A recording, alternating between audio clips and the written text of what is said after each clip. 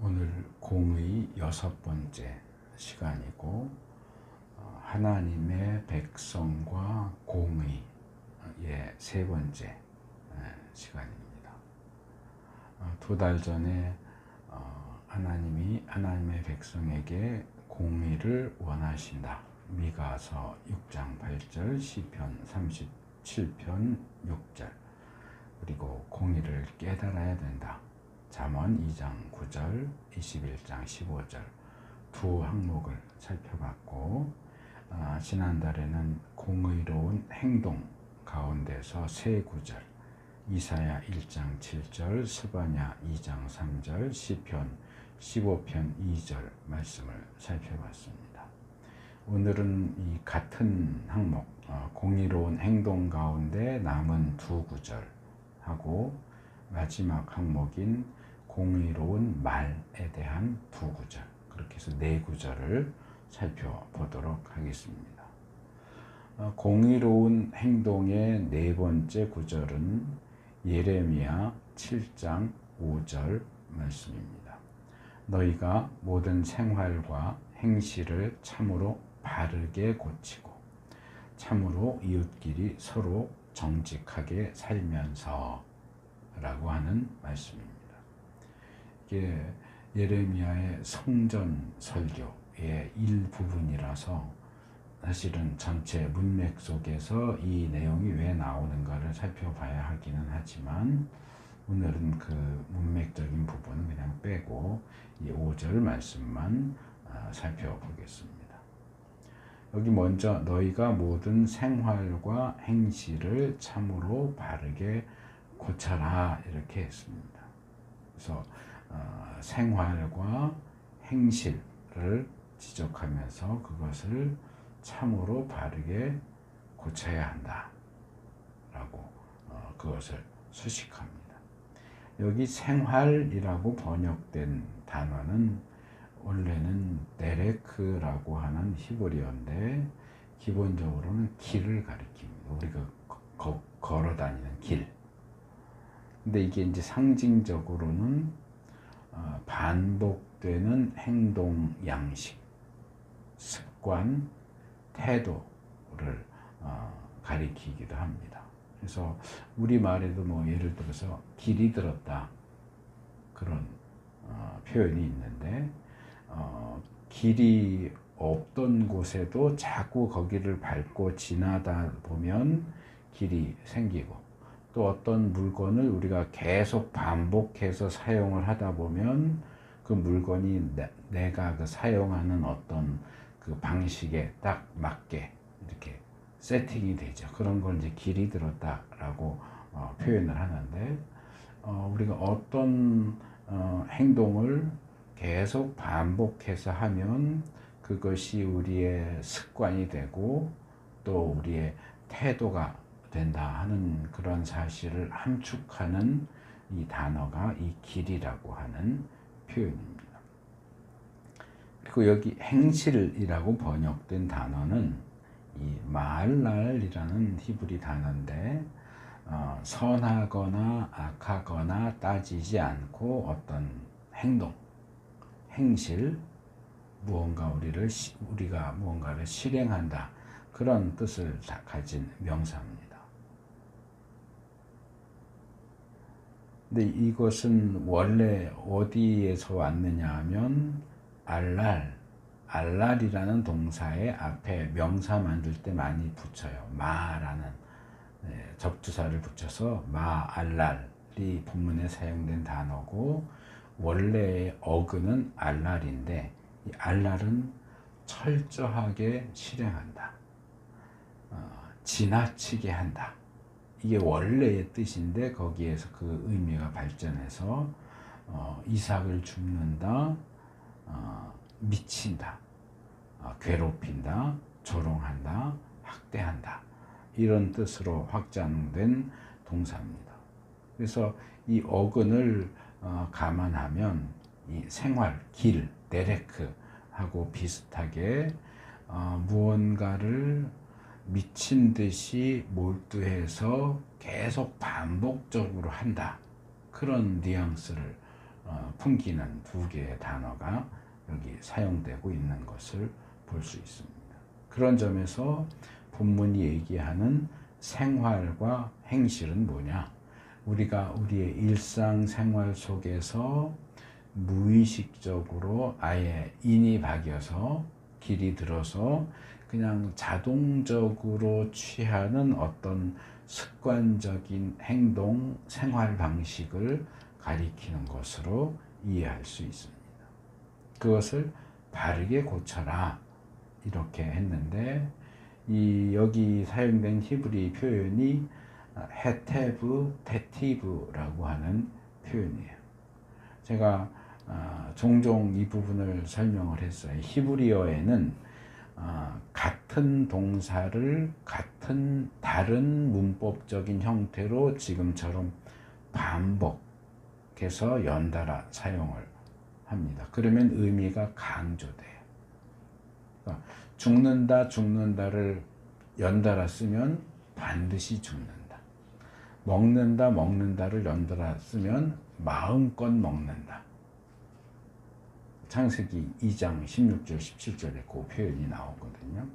근데 이제 우리 성경에는 뭐 마음껏 먹어라, 반드시 죽는다 이렇게 하니까 반드시 하고 죽는다가 사용됐을 거라고 생각을 하는데 그게 아니고 죽는다가 반드시 죽는다 이렇게 번역이 된 거예요. 여기에도 기본적인 동사는 야타브라는 단어입니다. 야타브는 무슨 뜻이냐면 좋게 만든다, 올바르게 사용한다, 유익을 끼친다 그런 뜻입니다. 좋게 하고 유익하게 하고 올바르게 사용하는 것을 가리킬 때 이 단어가 사용이 되는데 그게 2번 반복이 됐고 그 앞에 강조의 의미를 가지고 있는 키임이라는 표현, 이게 이제 참으로라고 읽을 수 있는 표현이 덧붙여져서 이건 상당히 굉장히 강조된 표현이다. 그래서 절대적으로 철저하게 올바르게 한다 이 정도로 읽을 수 있는 표현입니다. 근데 새 번역이 고친다라고 하는 단어를 사용해서 번역했지만 사실은 이거 고친다는 건 뭐예요? 먼저 잘못됐다는 걸 전제로 해요. 뭔가 잘못하고 있는 것을 올바르게 이렇게 바꾸는, 고치는 것을 이제 고친다라고 표현하는,데 이 표현은 뭔가 잘못됐으니까 고쳐라 그런 의미라기보다는 너희의 일상생활에 서 하는 그 모든 일들을 올바르게 해라, 유익이 되게 해라, 그런 의미라고 말할 수 있습니다. 그래서 우리가 습관적으로 그냥 일상적으로 자동적으로 하는 그 행동들까지도 올바른 것이 되게 해야 하고 다른 사람에게 유익이 되게 하는 것이 되게 하고 또 올바른 방식으로 그 모든 것들을 할 수 있도록 해라 이렇게 이해할 수 있습니다. 두 번째로는 참으로 이웃끼리 서로 정직하게 살아라 그랬어요.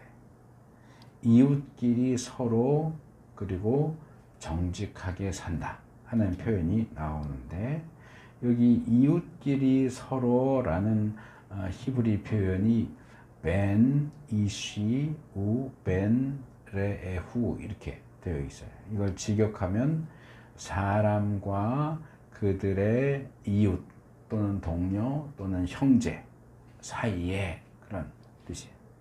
이 사람과 저 사람 사이, 이 사람과 그 동료 사이에, 이 사람과 그 형제 사이에, 이 사람과 그 이웃 사이에 이런 말이에요. 그래서 제가 몇 번 지적한 것처럼 이스라엘 사람들에게는 뭐 지금도 그렇다고 보기는 어렵지만 적어도 구약이나 특별히 구약 안에서는 이웃은 형제하고 같은 뜻이에요. 왜냐하면 같은 조상을 가진 12형제의 후손들이니까 모든 이스라엘 사람들은 사실상 거슬러 올라가면 다 형제 사이인 거예요. 그래서 본문은 서로 형제지간인 히브리 사람들이 서로를 어떤 태도로 대해야 하느냐 하는 것을 이야기하는데, 거기서 요구되는 게 뭐냐? 정직해야 된다.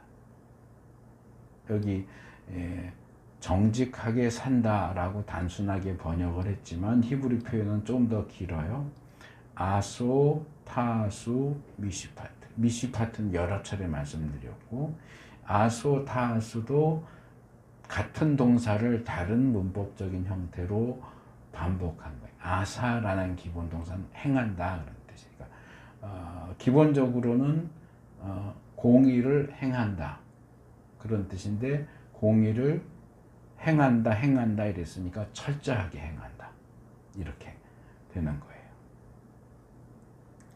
반드시 공의를 해라, 공의를 행해라, 또는 공의를 철저하게 행해라, 이런 뜻으로 읽을 수 있습니다.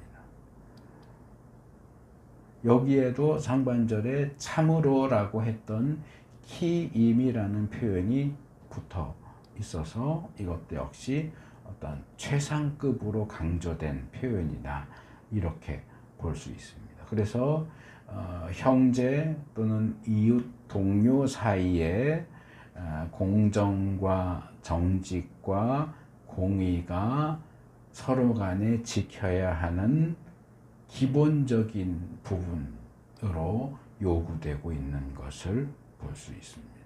우리가 의식적으로나 무의식적으로 하는 모든 행동이 공의의 원리에 맞는 것이어야 하고, 다른 사람들과의 사이에서 행하는 모든 것들도 공의의 원리에 따른 것이어야 한다. 그렇게 보면 상반절 모든 생활과 행실을 참으로 바르게 고쳐라와 하반절 참으로 이웃끼리 서로 정직하게 살아라는 같은 내용이에요.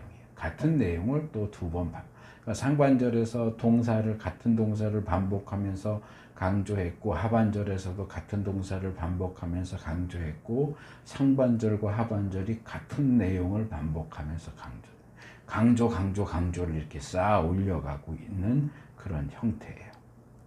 그래서 하나님께서는 하나님의 백성들의 모든 행동과 습관과 그리고 다른 사람들과의 관계가 모두 공의로 특징져지기를 원하신다.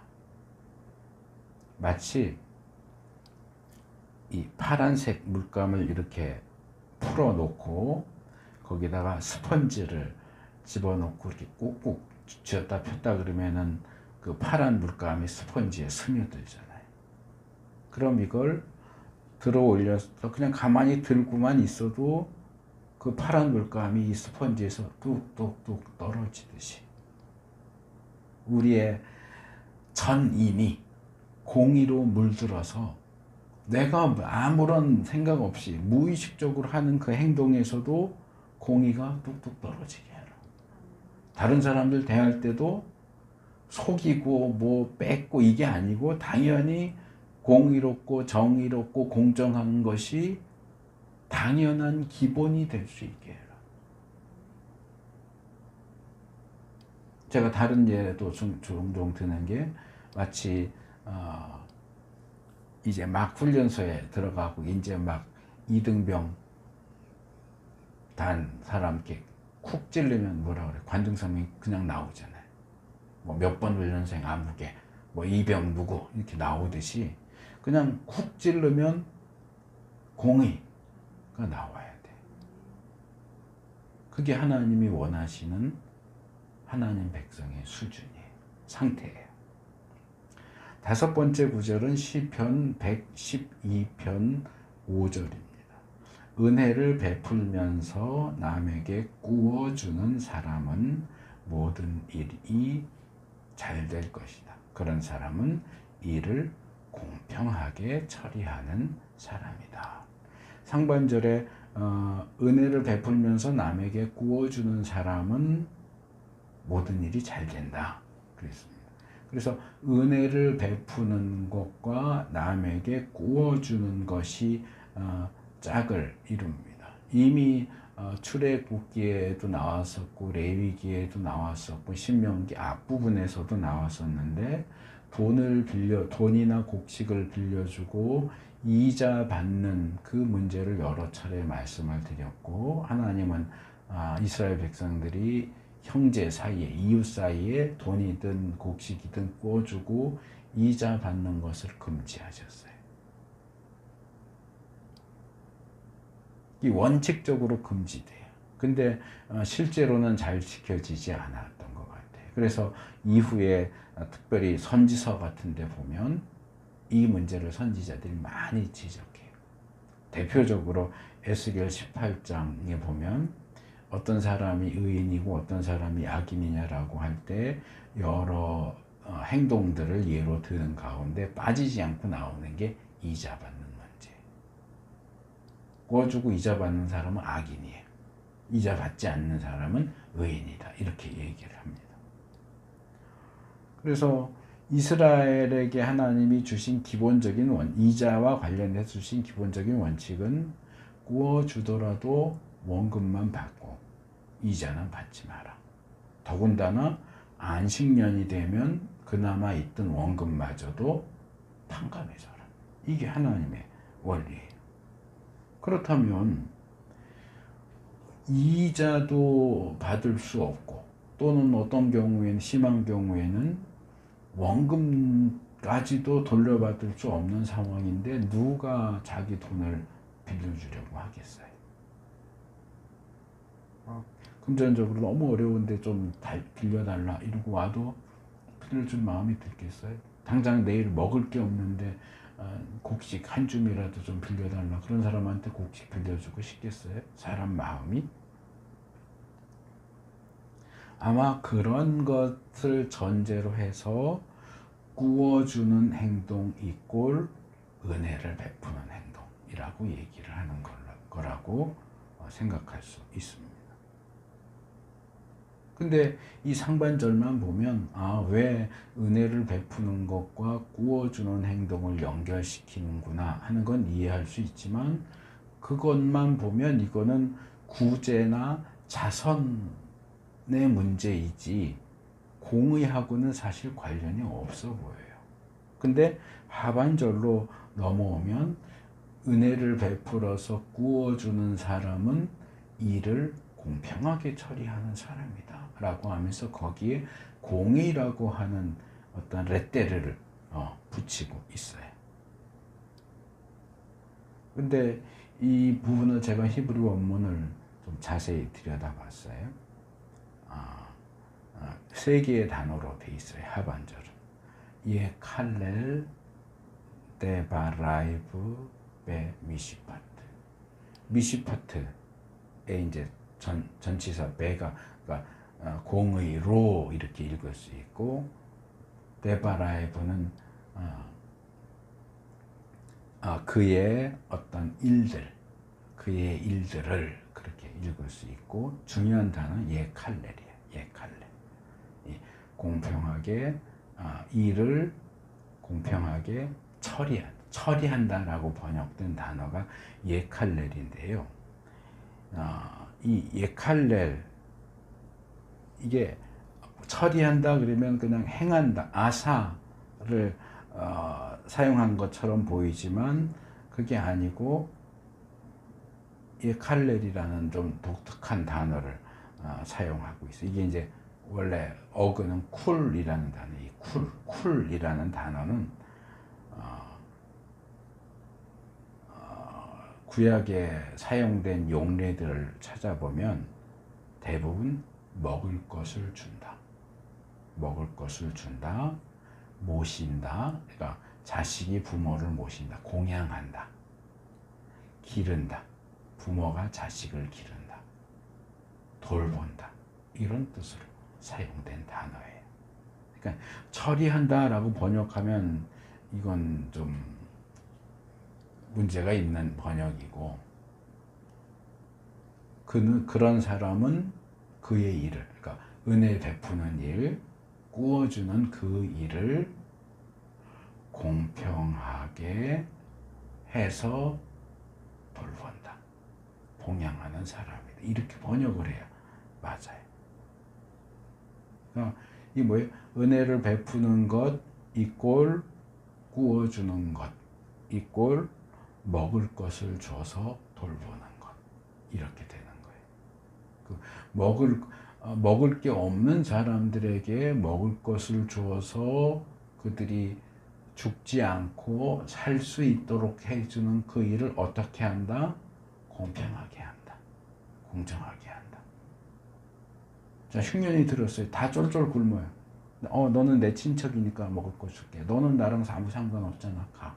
이렇게 안 하고 다 굶으면 내가 능력이 있다면 친척이니 아는 사람이니 뭐 사돈의 팔촌이니 이거 따지지 않고 공정하게 공평하게 구워주고 나눠주고 은혜 베풀어주고 먹을 것을 나눠주는 사람, 그런 사람이 형통할 거다. 그 얘기를 하는 거예요. 이 본문 말씀의 의미를 우리가 정확하게 이해를 하면 바울이 고린도후서 8장 14절에서 연보에 대해서 말하는 중에 이런 얘기를 해요. 지금 여러분의 넉넉한 살림이 그들의 궁핍을 채워주면, 그러니까 예루살렘에 흉년이 들어서 예루살렘 교회를 돕는 일을 고린도 교회 사람들이 먼저 우리 도웁시다. 그래 놓고 고린도 교인들보다 훨씬 가난한 마게도냐 사람들은 열심히 연보를 했는데 정작 합시다 그러고 한 고린도 교인들은 연보를 안 하네. 그러니까 그거를 지적하는 내용이 이제 편지에 있는데, 그러면서 이 연보에 대해서 설명을 하는 거예요. 지금 여러분의 넉넉한 살림이 그들 예루살렘 교인들의 궁핍을 채워주면 그들의 살림이 넉넉해질 때 그들이 여러분의 궁핍을 채워줄 수도 있는 것입니다. 이렇게 하여 평형이 이루어지는 것입니다. 여기 평형이 본문이 말하는 공평이에요. 내가 있고 너가 없으면 나 있는 거 좀 나눠주고, 내가 없고 저쪽이 있으면 그 사람도 자기 있는 거 좀 나눠주고, 그래서 비슷해지게 하는 거.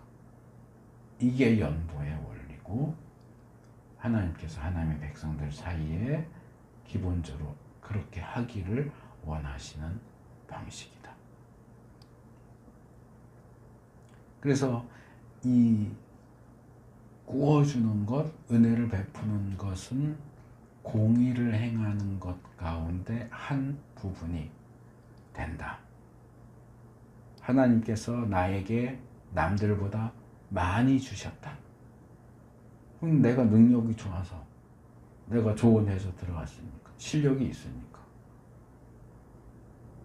그리고 일 열심히 했으니까, 그러니까 나는 남들 2,000원짜리 김밥 먹을 때 나는 2만 원짜리 아니면 20만 원짜리 스테이크 먹을 자격이 있어. 아니요, 그게 아니에요.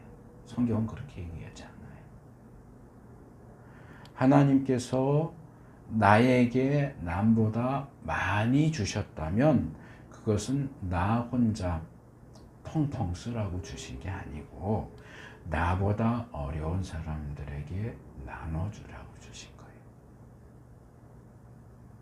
그것을 나라에서 하듯이 이렇게 세금으로 확 떼다가 이렇게 주는 게 아니고, 하나님 그렇게 하시면 뭐 하나님이 그렇게 하시는데 누가 뭐라고 그러겠어요. 근데 그걸 자발적으로 하도록 놔두세요. 내가 열심히 벌었고 많이 벌었으니까 나 한 끼 20만 원짜리 스테이크 먹으면서 살 거야. 몇 끼 그렇게 먹을 거야. 그래도 뭐 벼락 안 쳐요. 그냥 그러고 잘 먹고 잘 살아요. 그런데 그건 하나님이 원하시는 방식이 아니라는 거예요. 그래서 그런 하나님의 뜻을 바르게 이해하고 나보다 약한 사람, 나보다 힘든 사람에게 은혜를 베풀고 구워주고 먹을 것을 나눠주는 사람에게 하나님이 은혜를 베푸셔서 더 형통하게 하신다. 손을 움켜쥐지 않고 손을 펴서 나누는 사람들에게 형통의 복을 주신다. 움켜진다고 형통하는 게 아니다. 오히려 성경의 원리는 손을 펴서 나눠줄수록 더 형통한다. 자, 마지막 항목, 공의로운 말에 대한 내용인데, 이 부분은 구절로 들어가기 전에 좀 전제적으로 좀 말씀을 드릴 게 좀 있어요. 요한일서 3장 18절, 많이 알려진 구절인데, 자녀된 이 여러분, 우리는 말이나 혀로 사랑하지 말고 행동과 진실함으로 사랑합시다 하는 말씀이 있어요. 그런데 제가 이렇게 보면 많은 분들이 이 구절을 잘못 읽고 있어요. 잘못 이해하고 있어요. 자, 이 구절을 읽었어요. 지금 제가 방금 읽어드렸어요. 그러면 자, 제가 질문을 할게요. 우리가 어떻게 사랑해야 됩니까? 본문에서 요한은 우리가 어떻게 사랑할 것을 이야기합니까? 이렇게 물으면 대부분 이렇게 대답할 겁니다. 말과 혀로가 아니고 행동과 진실함으로 해야 됩니다. 이렇게 답할 거예요. 왜? 본문에 그렇게 써 있잖아요. 우리는 말이나 혀로 사랑하지 말고 행동과 진실함으로 사랑합시다. 말과 혀로 하는 건 X, 행동과 진실함으로 하는 건 동그라미. 근데 아니에요. 이 구절의 문맥을 잘 주의해서 살펴보면 요한이 말과 혀는 배격하고 넌 아니야, 넌 나가 이렇게 하고 행함과 진실함이 최고 그렇게 얘기하는 게 아니에요. 요한이 지적하는 건 뭐냐면 행함과 진실함이 없이 말과 혀로만 하는 사람은 X라는 얘기예요. 행동과 진실함이 따르지 않는데 말로만 이렇게 하는 건 그건 X야. 그렇다고 해서 요한이 행동과 진실함만 오케이 하고 말과 혀로 사랑하는 건 그거는 X라고 하느냐? 아니에요. 둘 다 하라는 거예요. 말과 혀로도 사랑을 이야기함과 동시에 행동과 진실함으로도 사랑을 해라. 두 가지를 같이 얘기하는 것이 하나는 X, 하나는 O 그렇게 얘기하는 게 아니란 말이에요. 그러니까 결국 요한이 말하고자 하는 것은 말과 혀 그리고 행함과 진실함이 모두 함께하는 사랑을 얘기하는 거예요. 똑같은 논리를 야고보도 사용을 하고 있어요. 야고보 2장에 나오는 그 유명한 그 논리가 있잖아요. 뭐예요? 믿음이 없는 행함과 행함이 없는 믿음. 그래갖고 두 개 가지고 서로 이렇게 논쟁하는 그런 장면을 연출해요. 야고보가 거기서 얘기하고 싶은 건 뭘까요? 믿음이 없는 행함일까요? 행함이 없는 믿음일까요? 아니요, 둘 다 X예요. 야고보가 말하고 싶은 것은 행함이 있는 믿음이에요. 행함과 믿음이 같이 가야 돼요. 요한에게 있어서 말과 혀가 행동과 진실함하고 같이 가야 하는 것처럼 야고보에 있어서는 행함과 믿음이 같이 가야 돼요. 그래서 얼핏 그냥 생각 안 하고 그냥 읽으면 이 앞에 나온 내용과 뒤에 나온 내용이 서로 대립하는 것처럼 보이지만 하나를 거부하고 하나만 받아들이는 그 얘기를 하는 것이 아니라 둘 다 있어야 한다 하는 얘기를 하는 겁니다. 그리스도인들이 행함은 없이 복음을 전하는 것, 행동은 개판으로 하면서 밖에 나가서 입으로는 예수 믿으세요, 예수 믿어서 구원받으세요, 교회 나오세요, 그런 것에 대해서 사회적으로 비판이 굉장히 많죠. 물론 그러다 보니까 어떤 분들은 그렇게 얘기를 해요. 여러 차례 저도 봤어요. 행함이 없이 복음만 말하는 것 때문에 그리스도인들이 욕을 먹고 교회가 욕을 먹으니까 그럼 나는 복음은 절대로 말하지 않고 난 행함으로만 할 거야. 행동은 하지만 난 예수 믿으세요. 그 말은 난 안 할 거야. 그런 사람들이 있어요. 그게 그렇게 해서 해결되는 문제인가요? 물론 복음 전도에 있어서 말로 하는 복음 전도만이 아니라 거기에 그리스도인다운 삶이 함께 가야죠. 복음을 입으로 전하는 것과 복음에 합당한 삶을 사는 것이 함께 가야 하는 것이 사실이지만, 반대로 그리스도인들이 복음에 대해서는 입을 꽉 다물고 그리스도인다운 삶만 살겠다고 한다면 불신자들이 그 삶을 보고 복음을 깨달을까요?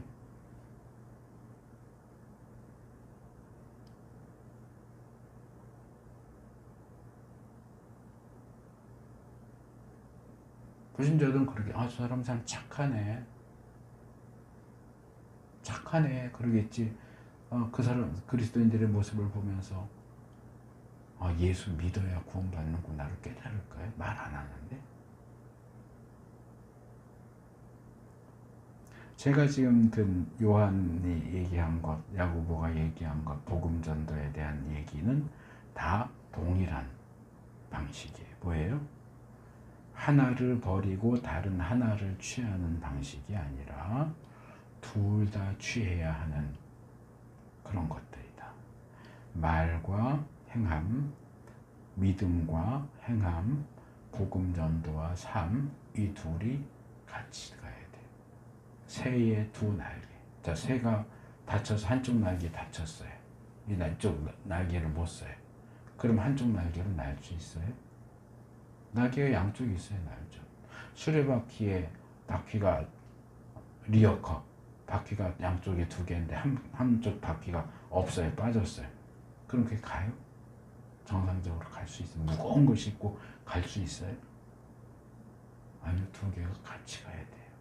마치 새의 두 날개처럼, 수레의 두 바퀴처럼 하나만으로는 작동이 안 돼요.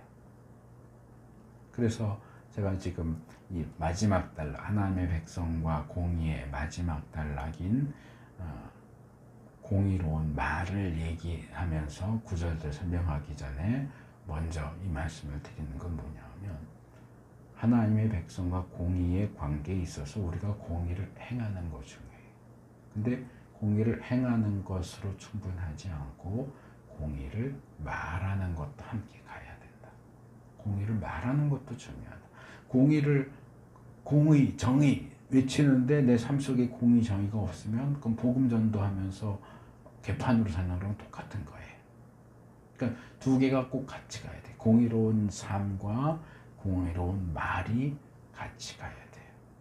근데 일단은 삶이 더 중요하니까 공의로운 행동을 먼저 말씀드린 거고, 공의로운 행동으로 끝이 아니라 공의로운 말도 해야 된다 하는 측면에서 두 구절을 말씀을 드리려고 하는 겁니다. 첫 번째 구절은 시편 37편 30절인데, 의인의 입은 지혜를 말하고 그의 혀는 공의를 말한다 그랬어요.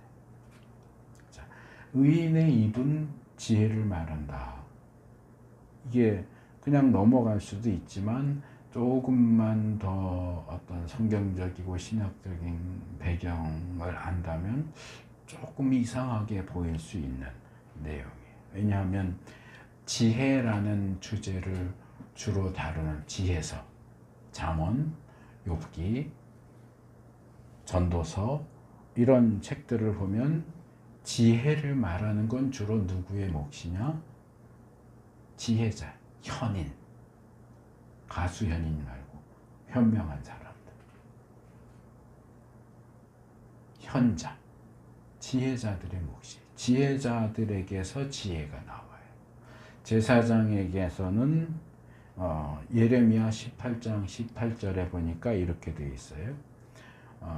율법을 가르쳐줄 제사장, 지혜를 가르쳐줄 현자, 말씀을 전해줄 예언자.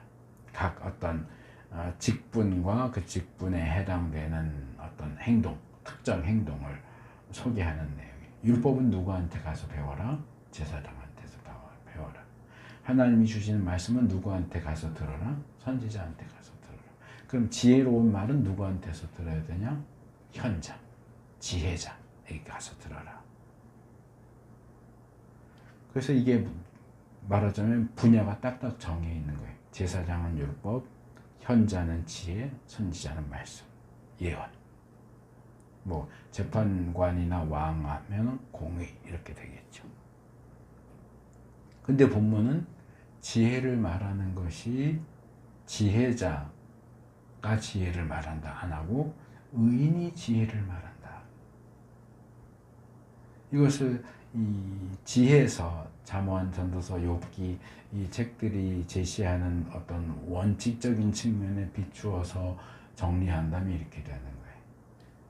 의인, 지혜를 말하는 의인 이꼴 지혜자예요. 현자예요.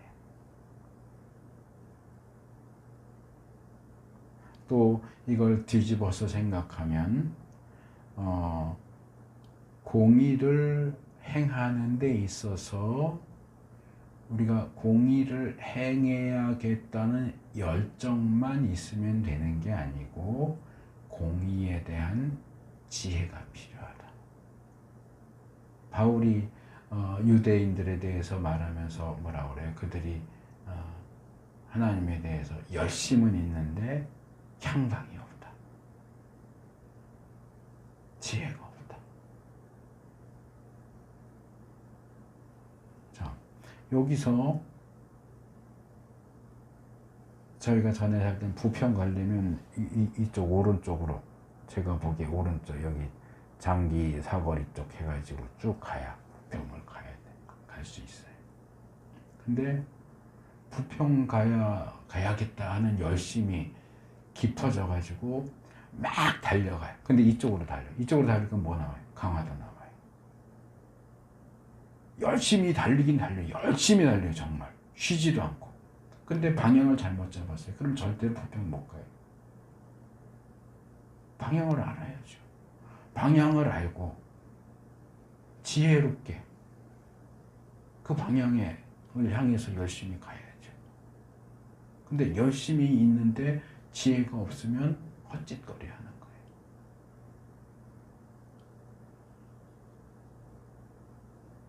그래서 예수님이 제자들에게 뭐라고 말씀하세요? 마태복음 10장 16절에 너희는 뱀과 같이 슬기롭고 비둘기와 같이 순전해져라. 지혜와 공의, 슬기와 순진함이 함께 가야 됩니다. 슬기가 없는 순진함은 너무 순진해서 누구에게나 속아 넘어가는 어리석음이 될 수 있기 때문에 그래요. 어수룩한 사람. 그래서 사실은 요 번역, 새 번역 마태복음 10장 16절에 이 순진해져라 라는 번역은 사실 마음에 안 들어요. 왜냐하면 이 한글 어법에 있어서 순진하다와 순수하다는 다르거든요. 그러니까 우리가 애들한테는 순진하다 그럴 수 있어요. 그런데 어른한테 저 사람 순진해 그러면은 모자르다는 뜻이에요. 나이 먹은 사람에게는 순수해 그게 맞는 표현이에요. 나이 먹은 사람한테는 순진해 그러면 쟤는 어리석은 어수룩해 그런 의미가 돼요. 그러니까 예수님이 나이 먹은 예수님보다 나이가 많은 사람도 있을 수 있는데 제자들한테 순진해라 이거 아니고 순수해라 이렇게 번역하는 게 더 나을 뻔했어요. 왜냐하면 몰라 이게 영어나 헬라어에서는 어떤지 제가 확인은 안 해봤지만 적어도 한글 표현에 있어서는 순진하고 순수하고는 같지 않거든요. 어른으로서의 분별력을 가지고 있지만 아이와 같은 순진함을 함께 가지고 있는 상태가 순수. 근데 그 지혜는 없이 그냥 말 그대로 순진한 게 어린아이들의 순진. 이렇거든요. 그런데 하반절이 이 상반절과 짝을 이루면서 뭐라고 그래요? 그의 혀는 공의를 말해. 의인은 지혜를 말하고 그 의인의 혀는 뭘 또 말해요? 공의를 말한대. 그래서 지혜와 공의가 짝을 이루어요. 시편 85편 10절에 보면 사랑과 진실이 만나고 정의는 평화와 서로 입맞춘다 라고 하는 표현이 있어요. 사랑과 진리, 정의와 평화, 그리고 공의와 사랑, 이런 것들이 서로를 보완하듯이 지혜와 공의도 그렇습니다. 혹시 아실지 모르겠는데 그 셜록 홈즈라고 하는 그 추리 소설 있잖아요. 저는 그 중학교 때부터 참 재밌게 읽었는데 거기 보면 제일 큰 악당이 누구냐면 모리어티 교수라는 사람이 있어요. 머리가 굉장히 좋은 사람. 셜록 홈즈도 머리가 좋지만 거의 끝판왕 수준이에요. 근데 머리가 좋은 사람이 범죄를 저지르니까 거의 완전 범죄에 가깝게 저질러요. 그리고 셜록 홈즈가 굉장히 애를 먹고 죽은 척도 하고 막 이러는 내용이 나와요. 똑똑한데 불의한 사람, 똑똑하고 공의로운 사람, 이건 거의 천지 차이예요. 그래서 지혜는 지혜만으로 충분한 게 아니고 공의와 함께 가야 돼. 지혜로운 사람은 또 공의로운 사람이어야 돼.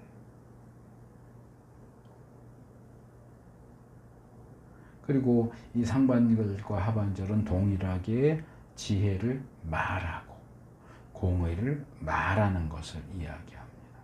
하나님의 백성은 공의를 행할 뿐만 아니라 공의를 말하기도 해야 됩니다.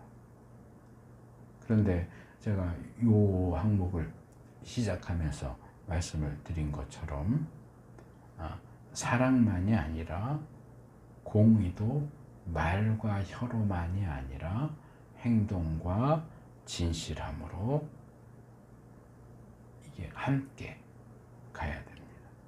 공의에 대해서 말은 해요. 말은 정말 열심히 해요. 대표적으로 뭐 국회의원 같은 사람, 사회정의 얼마나 부르짖어요. 근데 실제 생활 보면 뇌물받고 불법 행하고. 공의를 말하기만 하는 건 그건 탁상공론이고 그건 거짓말이에요. 공의를 행하는 것이 공의를 말하기만 하는 것보다는 훨씬 낫지만 복음은 전하지 않으면서 선한 삶을 살면 사실은 복음 전파라고 할 수 없는 것처럼 정확한 방향과 목표를 잡지 못해서 표류하기 쉬워요. 의미가 없어져 버려요.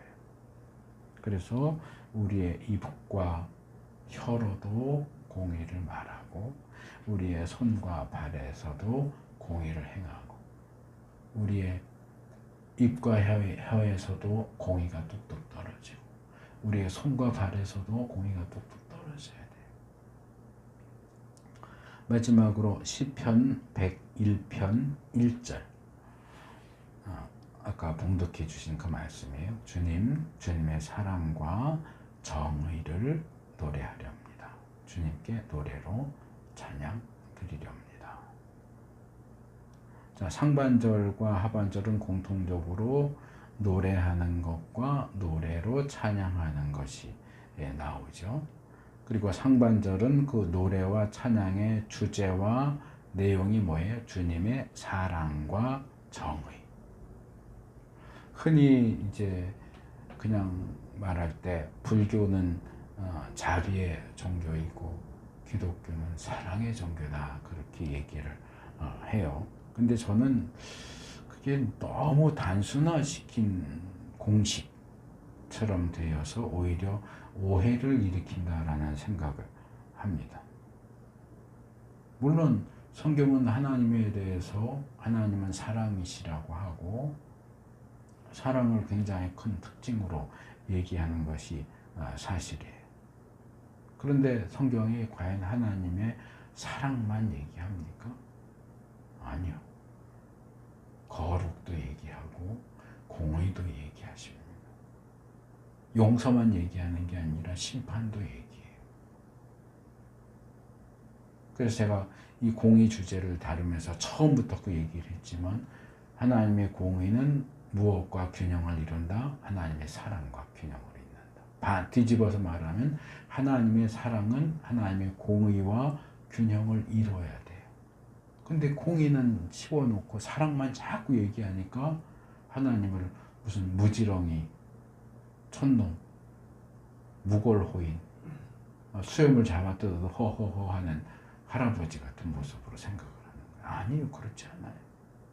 하나님은 사랑이 하나님이면서 동시에 공의 하나님이에요. 하나님은 용서하시는 분이면서 동시에 심판하시는 분이에요. 이 두 개가 같이 가야 돼요.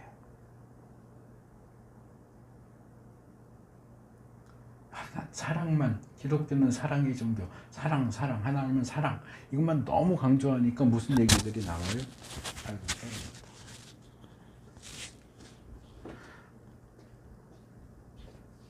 그래서 하나님은 사랑이시니까 사랑이신 하나님이 사람들을 지옥에 보내실 리가 있어 그래요. 누구도 지옥에 안 간대. 하나님은 다 천국에 보내준대요. 아니요. 성경이 그렇게 얘기합니까? 하나님이 사랑이라서 하나님을 배반하고 반역하는 이들도 천국에 들여보내준답니까? 아니에요. 온갖 하나님께서 금하시는 온갖 추악한 범죄를 다 저질러 놓고선도 하나님 나 용서하셨어. 회개도 제대로 안 해놓고. 나 용서받았으니까 예수 믿는다고 했으니까 이제 난 구원받아서 천국 갈 거야. 아니 웃기지 말라고 그래요. 우리는 시인에게서 배워야 됩니다. 주님의 사랑만 노래하고 전할 것이 아니라 주님의 사랑과 함께 주님의 정의, 공의도 노래하고 전해야 됩니다. 교회와 그리스도인 스스로 하나님을 모르는 사람들이 하나님에 대해서 오해하지 않도록 주의해야 됩니다. 전도한다고 하면서 교회 가면 병도 다 낫고 사업도 형통하고 자식도 잘 된다. 그런 거짓되고 허황된 정보, 가짜 뉴스 퍼뜨리면 안 돼요. 물론 잘 될 수도 있어요. 성공할 수도 있어요. 공부 지질이 못하는 자식이 좋은 대학 갈 수도 있어요. 우연히.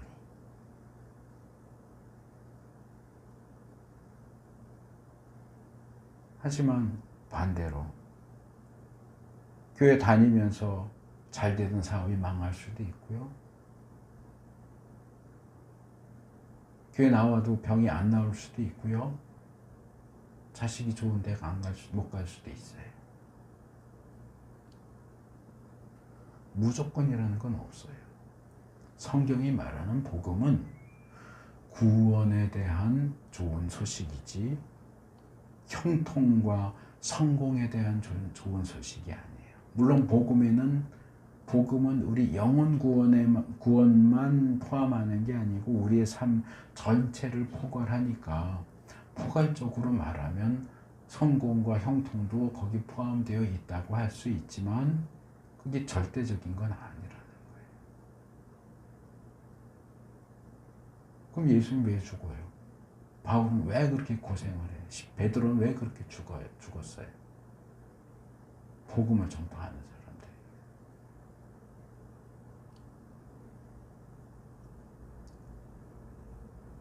교회의 사람들을 데리고 나오려고 이런저런 말로 사람들을 꼬시면 안 돼요. 제가 늘 말하는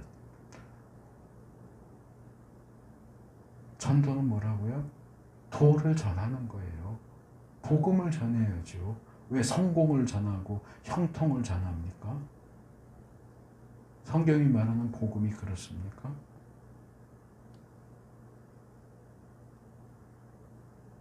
말 그대로 성경이 말하는 복음을 전하고 그래요 나 예수님 믿겠습니다 하는 사람들을 교회로 데리고 나와야죠. 데리고 나오는 게 목적이 아니고요. 복음을 전하는 게 목적이라고요. 말로 하는 복음 전도만이 아니라 우리의 일상적인 언행을 통해서도 주위 사람들이 불신자들이 하나님을 오해하지 않도록 만드는 것이 중요합니다. 오늘 공의를 행하는 것과 관련된 두 구절 그리고 공의를 말하는 것과 관련된 두 구절을 살펴봤습니다. 중간에 예로 들었지만 하나님께서는 하나님 백성의 모든 생각과 말과 행동과 습관 그리고 다른 사람들과의 관계가 모두 공의로 가득하기를 원하십니다. 파란색 물감을 잔뜩 머금은 스펀지가 파란 물감을 뚝뚝 떨어뜨리듯이 하나님의 백성은 공의를 잔뜩 머물러서 공의를 뚝뚝 떨어뜨리기를 우리의 언행에 공의가 뚝뚝 떨어지기를 원하십니다. 마음과 생각을 하나님의 공의로 가득 채워서 무의식 중에라도 공의를 행하고 공의를 말하고 공의를 찬양하고 공의를 전할 수 있는 우리 모두가 될 수 있기를